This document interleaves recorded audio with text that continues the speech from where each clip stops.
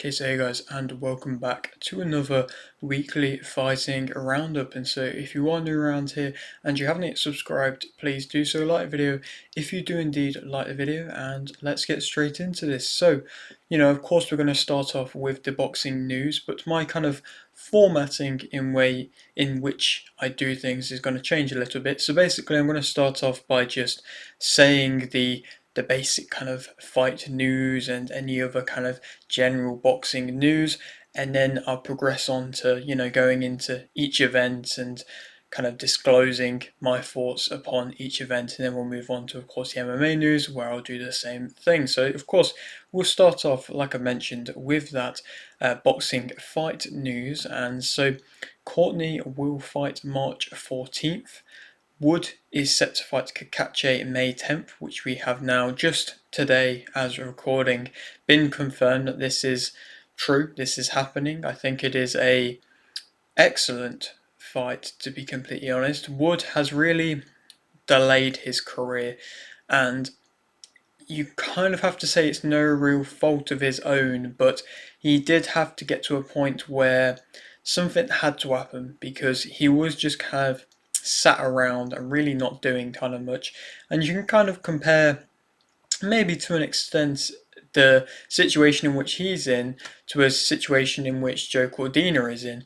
I mean, Matchroom weren't really giving, from what it seemed, too many fights to Lee Wood. And of course, it was a little bit different because Lee Wood was waiting to hopefully get the Nottingham Forest Football Stadium as a venue for him to fight, but it just never came available. Obviously, with the football stadiums, they don't always really care too much about boxing events coming and happening, and especially when it's like in the season, even in the summer, it's difficult. And Lee Wood, you can tell he's been frustrated as a result of having to wait around for so long. And to be honest, I feel like he's also coming up in weight as well, not really wanted to take a fight in which was perhaps too much of a risk. I think he was waiting around for the opportunity for himself to fight for a world title as well. And I think this fight versus Kakache is an excellent fight. I mean, Kakache has been on a great run, to be completely honest. I mean, obviously he beat Joe Cordina in emphatic fashion,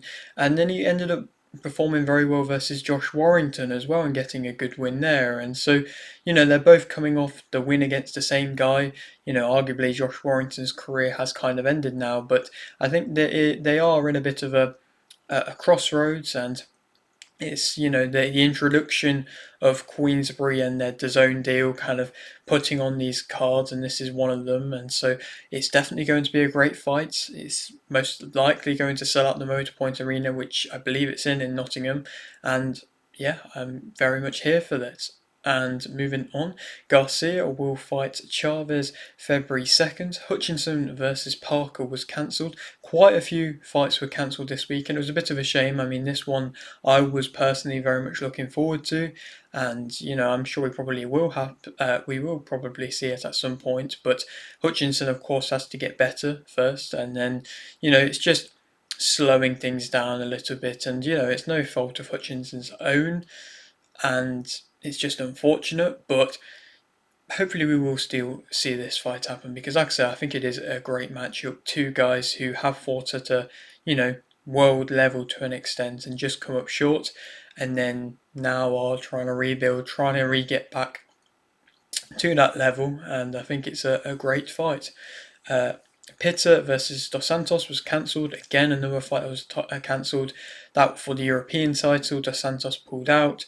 Pitta's still managed to go on to fight against a much lesser opponent, but because of all that he'd gone through in the build-up to that fight, which I'll talk more about in a moment, it was still very impressive to see that he actually wanted to still fight. And so, full credit to Pitters, and hopefully we will probably end up still seeing the Dos Santos fight at some point.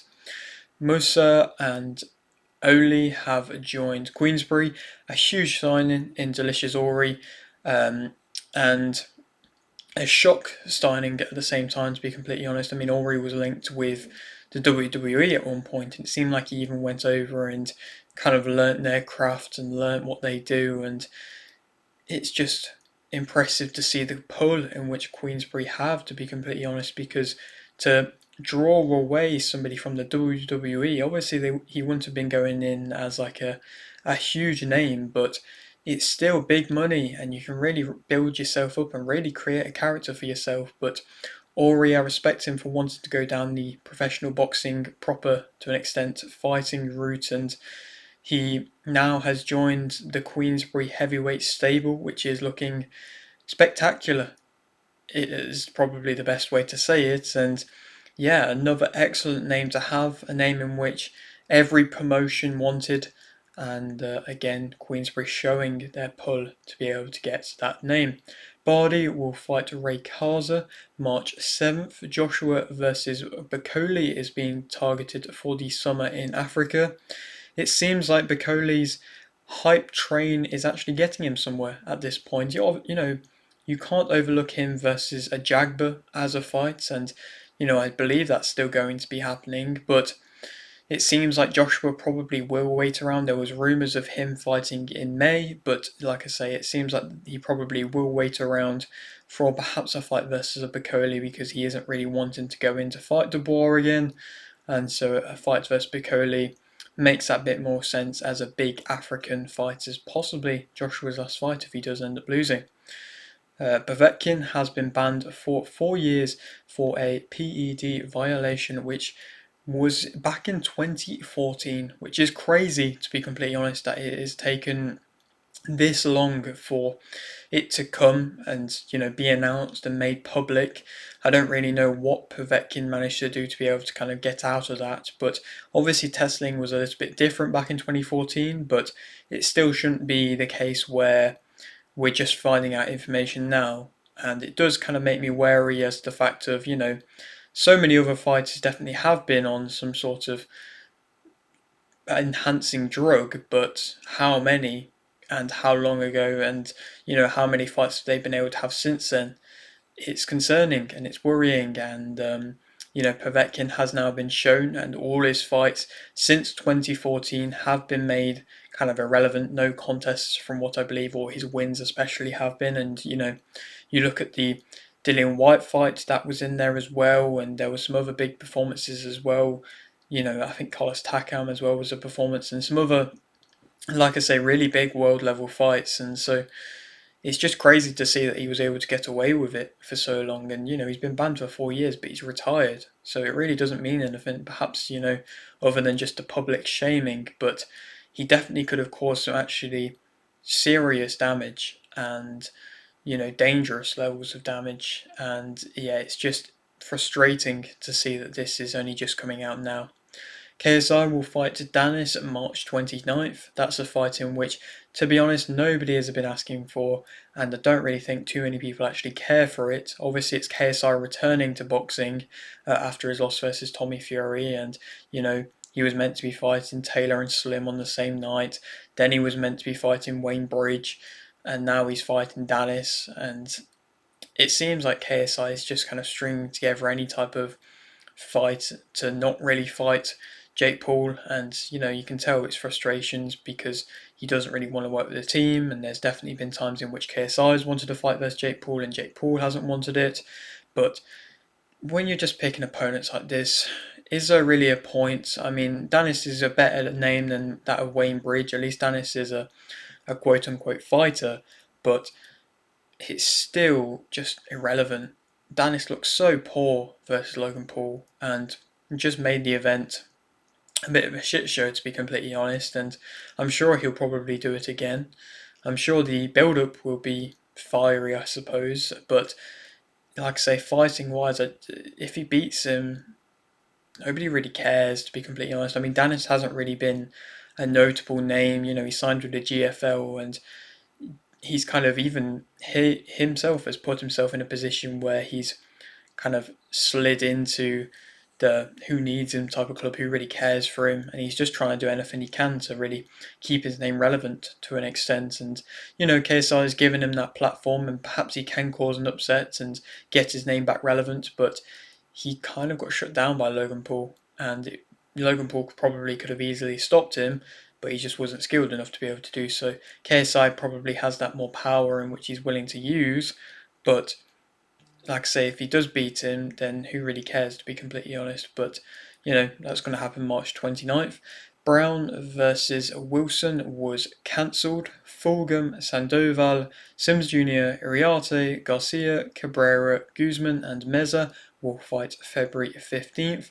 Akhmedov will fight Espadas April 19th. Janabek will fight Ga Misuenge April 15th, April 5th, my apologies. Janabek back fighting now in Kazakhstan.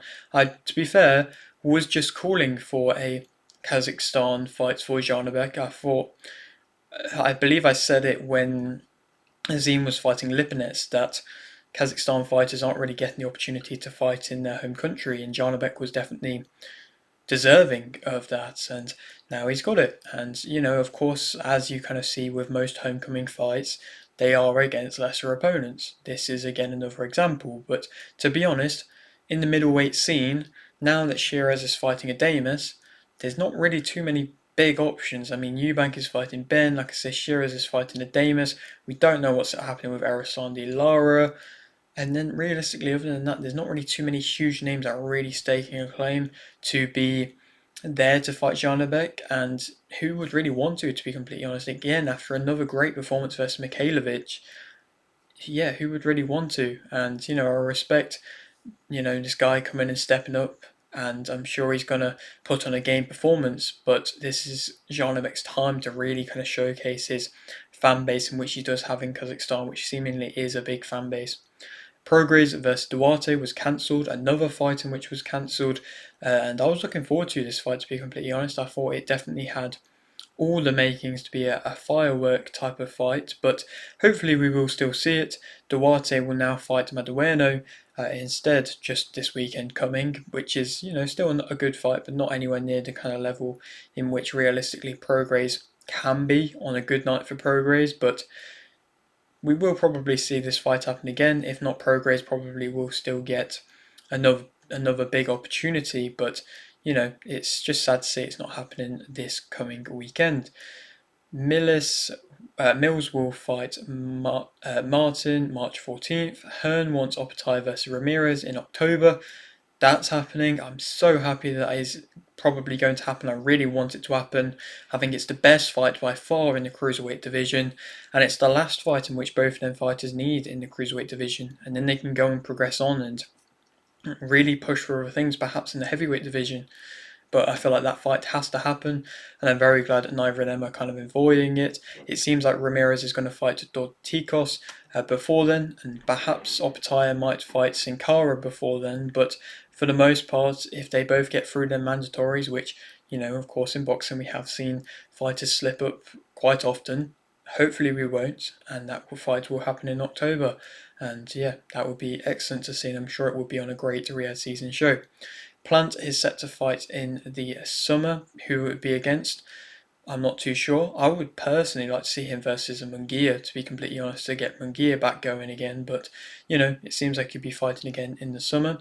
Inoue is in talks to fight Picasso June 14th. I think that is an interesting contest. I mean, obviously it's not the Akhmadaliev that everybody wants. I really don't think he's ducking him.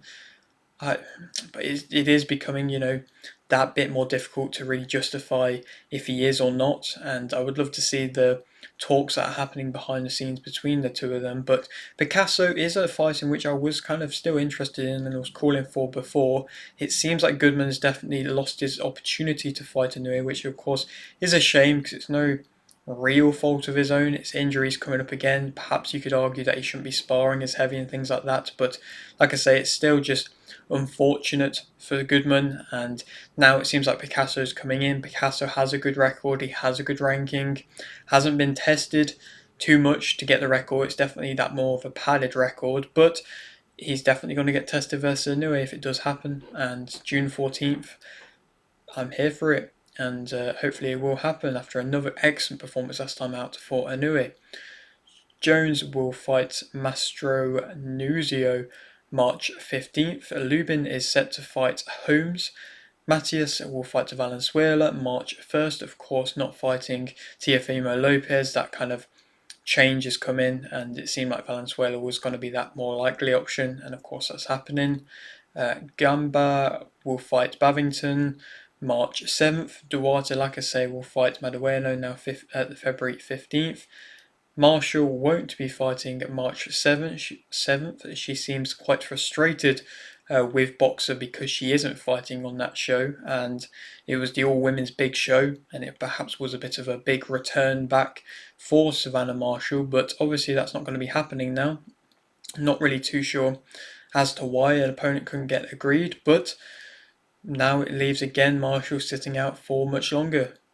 And how much longer? Not too sure. It could be still a while before we see her back. Maybe it'll be straight into a Clarissa Shields rematch. I'm not really too sure though, to be completely honest. Garcia has partnered with Reynoso, back working with him again, moved on from Derek James. Derek James's stables really dropped off. He was at one point, kind of at the back end of 2023, early 2024, looking like the best coach in the world. I mean, he had Anthony Joshua, he had Ryan Garcia, he had Errol Spence, and now everything's kind of dropped off. He's fallen out of Errol Spence. Joshua's gone to, of course, work with Ben Davison, and now Garcia's gone back to work with Eddie Reynoso, and so that's kind of a shame for Derek James. But Eddie Reynoso is a great coach, and I'm sure Garcia will be able to, probably settle back in nicely with him. Lima will fight Koopman May 31st. Shalom wants Cutler versus Eggington in April. Canelo will fight in May. September versus Crawford, February 26th.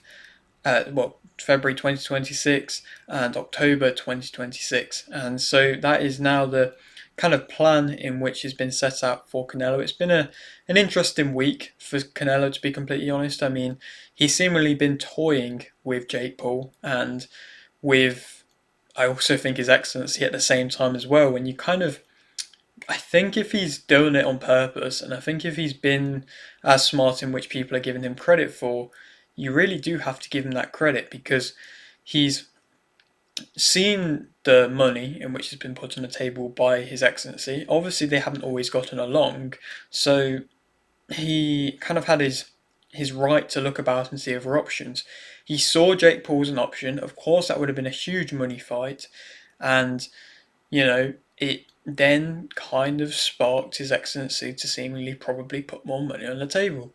And within the space of like 24 hours, he'd gone from agreeing to fight with, well, getting a fight with Crawford, seemingly, going ahead and everything, to then that fight being off, to then him then fighting Jake Paul in May, and that seemingly being agreed to go ahead.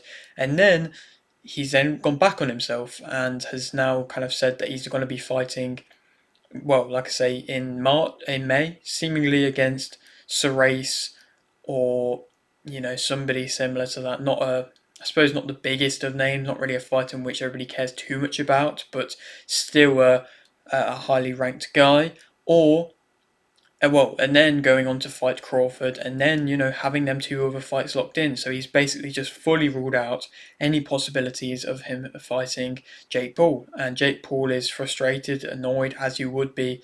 But I feel like that is a smart outclassing by Canelo in the financial side of things. And he's always been seemingly very smart with how he does business, and isn't just going to roll over for anybody. And he's kind of showed how tough he is in that aspect, and it's definitely paid off, and I'm sure he's getting paid very well. And like I say, he's now locked in for a 4-fight seemingly deal with His Excellency, and that Jake Paul fight is out the window, leaving Jake Paul with, as they've said, they've got big fights, big names there, but who will they be? I'm not too sure, but it's definitely leaving him perhaps in a bit more of a difficult position, because that Canelo fight would have been such a huge fight for Jake Paul. But yeah, like I say, full credit to what Canelo's done business-wise, if he did it on purpose, of course. Maybe I'm giving him too much credit, I'm not too sure. Moving on, Camboza Jr. versus Jordan, and Johnson versus Hughes 2 will fight March 22nd. I think that's an excellent Australian card. Two of the great women's world title fights on it, and of course, Camboza Jr. trying to get back into the winning column as well. And then McGrail versus Lane is off, another fight that was cancelled. McGrail this time getting injured, I believe. Joyce versus White and Riakporhe versus Akoli are agreed to fight in April 5th. Another great show that has just been announced today, alongside seemingly Itoma versus Martin, and alongside Delicious Ori as well. And so, a great heavyweight stacked card, and it's now got a Kolin Ryakpo seemingly, I believe, fighting at heavyweight, and Ryakpo getting given another chance now coming over with, fighting with Queensbury as well. There's some good matchups there. Itoma might be fighting TKV actually. My bad. But yeah, there's some great fights on that card. I think Joyce versus White is an interesting contest. I mean, I'm not really too big of a fan of Joyce at the moment. He seemingly has dropped off quite a lot and isn't really looking too amazing. But also at the same time, White hasn't really shown anything too crazy in his performances against lesser opponents abroad to really kind of warrant a big fight. But it's definitely a good way to get him back into the eyes of the British public. And again, I think the Ryakpo versus Sakoli fight is a really good fight. But yeah, like I say, a very good card as well. Again, DAZN and Queensbury linking up for a big matchup and a big card. Whittaker is set to rematch Cameron April 15th. It seems like that rematch is actually going to happen. April 15th probably will mean that it's on that boxer show in the Midlands that they wanted to get him on, and it seems like the actual paperwork has actually happened eventually after all the backs and forths that there has been. Hurd versus Gonzalez and Lopez versus Adil Magani will fight March 1st. Raya versus Anga is off. Again, another fight that's off. And some really sad news in boxing this week. John Cooney has unfortunately passed away. He was somebody in which I had the pleasure to interview, and so it was really upsetting to hear the news that he had passed away. He'd fought Nathan Howell, another fighter in which I had the pleasure to interview, and I'm sure he must be feeling awful right now, alongside, of course, the family of Cooney, and my thoughts go out to them, of course. And so it's definitely a fight. You see these fighters pass away. There's been quite a few recently, but there hasn't really been any on perhaps this kind of as big of a stage, and not somebody who has personally hit home quite as much as this one. But it does show how dangerous the sport is. It can happen to anybody, and it's really upsetting, like I said, to see. And yeah, I just hope that his family are getting all the kind of things that they need, all the support that they need. And yeah, rest in peace. A great boxer, a really good prospect, and a guy who had a lot of potential, and unfortunately wasn't able to, live up to that potential. And so yeah, very sad. I just thought I'd mention that as well. But we will now move on to the fights in which and the events in which I wanted to talk about. So we'll start off with the Oliver Mccall return. This is, of course, the former world champion Oliver Mccall, who had wins versus Larry Holmes and was the person to beat Lennox Lewis for the first time. Yes, I am saying that right. He is still fighting, and I'll start with just the undercard of that fight. Diaz won via TKO in round 2 versus Ashby. Nathan won by KO in round 1 versus Cherry. Figueroa won by KO in round 1 versus Hicks. Parrish won by TKO in round 1 versus Williams. Diakite won by KO in round 1 versus Robinson. Filson won by TKO in round 1 versus Lewis. Sando drew versus Alexander.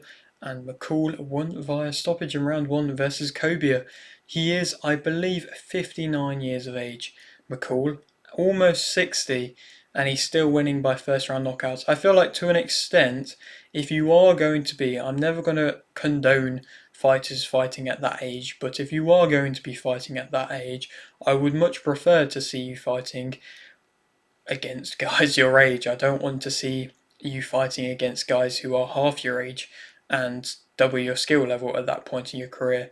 And, I haven't seen the clip of him getting a stoppage, but it's another first round stoppage. He's had back-to-back ones. Now he had one last year against another older guy as well, and I don't really know why he's still fighting. Of course it's the love of the sport, I suppose, and he's not going to get himself anywhere professionally from what I don't believe, and I'd like to hope he won't even get that opportunity to. But he's still winning via stoppage, and he's a name that's, of course, a legend in boxing history. But do we really want to still see him fighting? Not really, but at least he's not taking too much damage at the moment. Moving on now to speak about the GBM show. Of course, there was a lot of fights that didn't happen in that one. Of course, we saw, like I said, the Dos Santos pull out, and then we had the Jones versus Gallagher fights not happen as well, and so the card really did take a hit, and it was a shame to see because it had the potential to be a great card, but there were still some good moments on it though, and we'll start off by saying Cola won via points versus Batista, Moyo won via points versus Arrowsmith, Booth won via points versus Meanwhile, Nemhard won via points versus Matthias, Neckham won via Nadeem won via TKO in round 1 versus Singh. Dixon won via points versus Trana. Hussein won via points versus Lopez. Hardy won via TKO in round 2 versus Baez. Mould won via points versus Vincent. Pitters won via TKO in round 2 versus Karami. And Thompson won via KO in round 4 versus Benitez. And, in general, like I say, there was a few interesting highlight moments. Definitely one of the smaller shows we've seen from GBM, which are a small promotion, but they've still got some names in which they're building up, and I think Thompson and Pitters are both quality fighters and are able to really progress on. Like I say, hopefully we'll see the EBU European title next for Pitters. It was very upsetting again to see everything he's had to go through in the build up for this fight. I believe he lost his father, and you could tell that he really did want to fight, and this fight meant a lot to him, even though it was against not the opponent in which he wanted. But like I say, you still got to give him credit for going out there and getting a win, given all these circumstances as well. And Thompson, he was linked to Janabek at one point. He's definitely not far off a huge fight, and he definitely is in touching distance of that huge fight, and another KO win isn't going to go amiss, and another kind of progression along his career, another name to add to the list, another win to add to the column is, like I say, not going to go amiss at all. Moving on now to speak about the Chisora versus Walling card. Obviously it was arguably, well, you would say the biggest boxing card of the week, and Chisora selling very well in the Co-op Arena in Manchester and putting on another great performance, a surprisingly good performance to be completely honest. But we'll start off by talking about Dil Wayo winning. He won via points versus Butler. Cooper won via points versus Sparta. Fury won via points versus Hardy. Williams won via points versus Veerwaka. Carty won via TKO in round 7 versus Heaney to become WBA Continental Middleweight Champion. Parker won via unanimous decision versus Diallo. Rafferty won via TKO in round 7 versus Macmillan to remain British, Commonwealth and WBC International Champion. Miller won via majority decision versus Abdullah to become British and Commonwealth Featherweight Champion, and Chisora won via unanimous decision versus Wallin. And to go through some of the highlights of this card, obviously we had Heaney losing. The fan favourite Nathan Heaney has, unfortunately for himself, lost again. The Stoke, one of their own, has lost again. He, has been shown his level, and I think is too one-dimensional of a fighter. And to be honest, I did think that would happen at some point in his career. Obviously, he's sold very well, and it's meant that he's been able to get to where he's been able to get to, where he's been main eventing in the past and things like that, and he still was second on this really great bill. And of course, now he's been shown that he isn't able to compete the same way in which he was once able to, and I do believe he is too one-dimensional, and he is getting shown up. And I don't necessarily know if there's too much left for him to give. He put out quite a long kind of emotional Instagram post, and perhaps that's him saying that he has retired now. I don't necessarily know. We will have to wait and see. Maybe we'll see him in a bit of a future time, but yeah, it does seem like that is it, possibly for the high levels of a Nathan Heaney career, which is a shame to an extent. And then Rafferty got a good win versus Macmillan. Showed that he wasn't, after the performance versus Turner, where he was losing quite a few rounds before he kind of got that shock turn of events and that turning of the fight round. I feel like did have to show in a performance that he was able to beat any kind of guys lower than him who haven't been tested the same kind of ways that he has been. And with the kind of more padded record that he has, like I say, I would like to see him really go through it. And now with him being signed with Queensberry as well, another incentive for himself. And he really showed up and he performed very well. And I think that was a better performance from him in that fight. And then Miller, of course, getting that shock win versus Abdullah. Both Miller and Rafferty, two guys I believe from the same stable, getting big wins. Like I say, Miller really surprising things versus Abdullah. Abdullah was by far probably quite a clear favourite. And then Miller was able to kind of slug out in a great fight. Of course, that's what you want to see for these British type of fights, just pure entertainment. And that definitely was that of a fight. I think Abdullah definitely can rebuild. I think Miller has a new life in his career now. And yeah, it's going to be interesting to see how both of them now progress. And then Chisora, like I mentioned, a surprisingly good performance, an excellent performance as of that, to be completely honest. I mean, he just put it on him, looked more fired up than ever, managed to score, of course, 2 knockdowns, and was just really putting on him, and like I say, having a lot of success whenever he did that. Wallin, I mean, I got my prediction right. There, I mean, I said he would have stopped him in round 10, and he wasn't really far off stopping him at multiple times. Wallin showed a good level of heart, but Wallin looked very poor, to be completely honest. I mean, I think he was susceptible from the get-go to the big overhands, and he got caught by them quite a few times. I think he definitely could have maybe baited Chisora a bit more with certain shots and made him look a little bit more silly than what he did, but he didn't really show any kind of head movements while in that was really anything too impressive, and his movements in general was just accepting back foot position the whole time, and Chisora just kept walking forwards and had loads of success. And any time that Chisora got tired, he just sat on the ropes and just kind of baited Wallin and wasn't really doing that much. And Wallin was doing even less. Wallin was just sat there tapping away at his arm with his jab, not doing anything with that. And it was just wasteful, if anything, and just didn't show that he warranted being in a fight like that, because perhaps he won a couple of the later rounds, but he really could have made things count a bit more. His work a little bit more spiteful, actually came with a bit more fire into the later rounds. But like I say, Chisora was just happily sitting on the ropes, and Wallin was just tapping away at his arm. It was just a bit pointless, to be completely honest, that part. But like I say, Chisora again putting on a surprisingly good showing, and he's on a good run of form at the moment. I mean, 3 wins for him in a row is very impressive, and they have been getting better with each fight. And so he going into his perhaps last fight. Obviously, this has somehow become an IBF eliminator. That fight was. I don't really know why or if it was deserving of an IBF World Title eliminator, but I personally, and I don't think the fans really want to see him versus Dubois next. Of course, Dubois has to get through Parker first. Everybody's writing off Parker, which I don't agree with. But Chisora did the whole things where he brought Skepta up and Tiny Temper up to, hold the pictures of who they want to see him fight next. And everybody was saying AJ.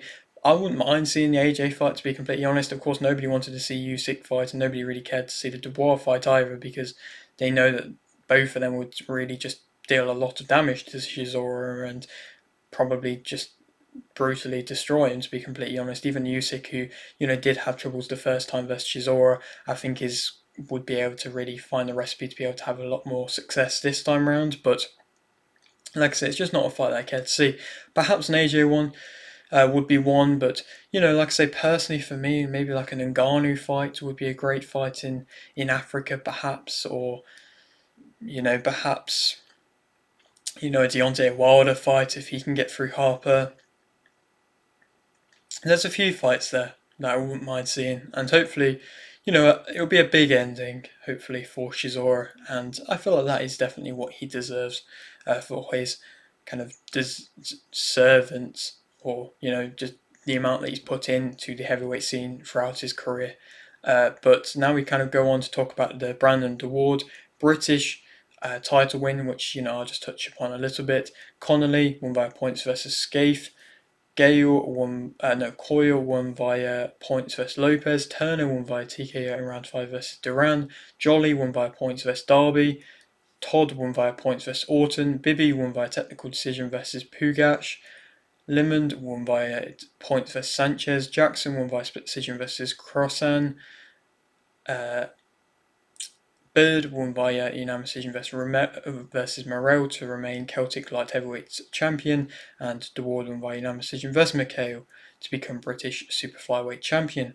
And I definitely believe he has the makings, Daord, to become a big level guy. I would like to see his next fight be off Small Hall, to be completely honest, because I feel like he definitely deserves that from what he's been doing with his performances. And hopefully we will see that next, as he's got that big kind of Liverpool following, and he's coming out of Liverpool as a great talent, and he's worked with the likes of Paddy Pimblett and other fighters like that who are big names, and they've only ever really said positive things about him. And again, he's really showing that and improving with every performance. And again, like I say, I would love to see him come off Small Hall and get recognised by a big promotion in his next fight. Moving on now to the MMA news, and of course starting off, like I mentioned now, with the MMA Fight news. And so Vucenic will fight Duncan March 22nd. Cruz versus Font was cancelled. I'll touch more upon that in a second. Royval versus Cape was cancelled. That was a shame to see it was cancelled, but Cape kind of saying that he was running away and, calling him the names and everything. Royval's fought at the highest of levels, multiple occasions in the flyweight division. He's definitely not running away from Cape. It is just a genuine injury. But it was, like I say, sad to see another cancellation in the combat sports scene this week. But hopefully we will see that fight rescheduled. I'm not too sure if they're going to give Cape another opponent or not as of yet. We'll have to wait and see. Moreno will fight Ursig March 29th, and that's again in Mexico City. They've now seen the ability that Moreno has to fight and sell out fight nights and look very impressive. Whilst doing so, he's coming off that great win last time out against Albazi, and so this could definitely be another chance to really be a great win. I still don't think he's going to get another title shot if he wins this fight, but there is still, like I say, limited names in which there are available to him in the flyweight division, but this is a good matchup. Gastelum versus Adesanya was inducted into the UFC Hall of Fame. A great fight, a true back and forth type of fight. Of course, Adesanya doing the interesting, fight style in which he has, and really that was the prime of Adesanya, coming up, really looking very good back in 2019. And it was nice to see that newer type of fight inducted into the UFC Hall of Fame. Cruz has retired, and like I mentioned, he, of course, pulled out the fight versus Font yet again from what it seems another injury. I think it was again to the shoulder, I'm not too certain, but yeah, he's been really plagued with injuries throughout his career. Been a great fighter, a great champion, a two-time champion, but yeah, it was fair for him to call it and give it up. He's done a lot of great things with commentary, and he is a really good analyst as a UFC commentator, and I do really like listening to him, but yeah, I just don't think that, a fight versus Font wasn't really going to sell amazingly. He's not going to be able to have that same kind of back and forth in which he could have had if he fought someone like a Cejudo, but yeah, it's fair for him to call that for the end of his career, especially, like I say, being plagued with the unfortunate amount of injuries in which he's had to go through. It's understandable. Moving on now to talk about the one championship, just singular fight in which I wanted to talk about, and to be fair, entertaining fight, as most Muay Thai one championship fights are. So Prajanchai won via stoppage in round 4 versus Barboza to remain one championship strawweight Muay Thai world champion. And Prajanchai is definitely a fighter in which is an underrated Muay Thai fighter. And when there are so many great Muay Thai fighters in one championship, you can go under the radar. And I think Prajanchai is definitely doing that, but is also trying to, create that bit more of a name for himself. And he was looking entertaining. He was hyped up. They had that little bit of a back and forth after the bell went, after I believe it was the first round, but he looked very fired up, was trying to get the crowd going when he cut Barboza. The fact that he cut him with the elbow, then pointed at him and got the ref kind of involved as a result of that. It was impressive to see, and it showed that level of confidence in which he has in his ability. And yeah, he's a good fighter. Again, just the speed, the excellent ability to be able to just use all of the limbs in which he has to be able to just dished them out at will with ease. Again, like I say, a great performance for himself, and of course remaining that world title champion in one championship. Moving on now to speak about, the big UFC 312 event, du Plessis carrying on his UFC championship reign with another excellent victory, in which I'll touch upon in just a moment. But to go through the card, Shakiel won via KO in round 1 versus Jubilee. Mccall won via unanimous decision versus Jusset. Rongzu won via unanimous decision versus Steele. Topuria won via unanimous decision versus Thick Nesse. Kong won via unanimous decision versus Brazil. Nolan won via unanimous decision versus Borshchev. Santos won via submission round 3 versus Jenkins. Matthew won via unanimous decision versus Prado. Drew versus Bellato. TX0 won via KO in round 1 versus Taffer. Wei Li won via unanimous decision versus Suarez to remain a UFC strawweight champion, and du Plessis won via unanimous decision versus Strickland to remain UFC middleweight champion.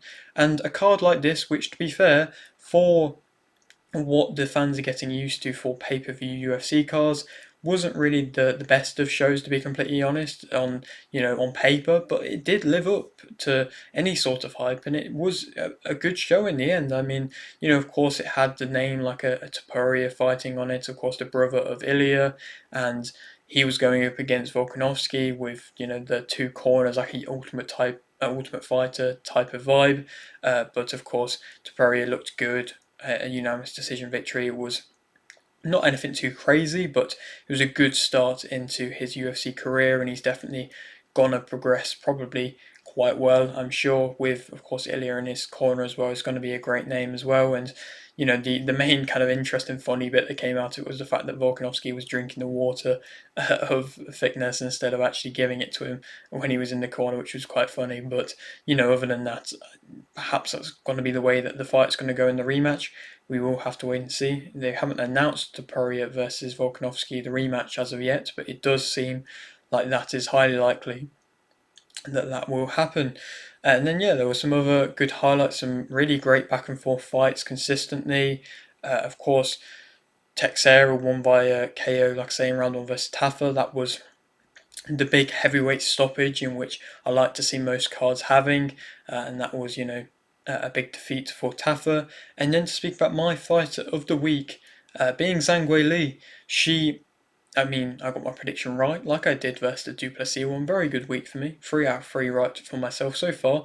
I've been looking quite good as of recent. But like I say, Wei Li putting on a very well-rounded performance, as she always does, and showing that the size of Suarez really wouldn't impact or change anything, to be completely honest. I mean, Suarez was coming into this as the kind of short favourite, which, to be honest, I didn't even realise, to be completely honest. I thought the bookmakers would give Wei Li more respect because of how good of a champion she's been, and I felt like she definitely did deserve more respect, but I think she earned that respect even more so after this great performance where she really did shut down Suarez and dominate again with another, like I say, another dominating performance, taking off another top challenger who was coming for the upset and really not overlooking any type of fighter, which shows the great champion in which she is. And it's going to be very tough for her to be beaten by anybody in the division.